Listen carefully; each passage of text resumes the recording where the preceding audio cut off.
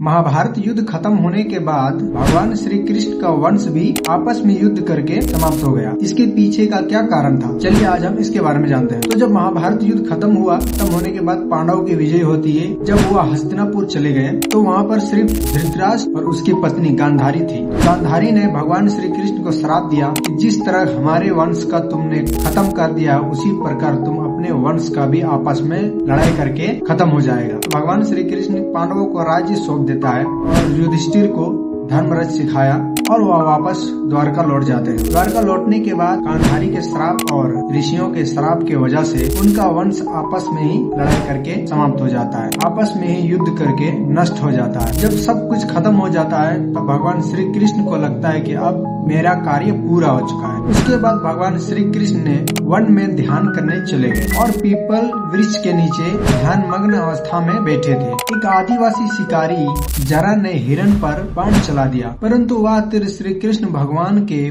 पैर में जाके गिरा। उसी बाण से भगवान श्री कृष्ण ने अपना योग माया त्याग दिया। भगवान श्री कृष्ण जाने के बाद समुद्र ने पूरी द्वारका नगरी को अपने में समा लिया। ऐसा कहा जाता है कि आज भी गुजरात के समुद्र तट के पास प्राचीन द्वारका के अवशेष मिलने की बातें कही जाती है।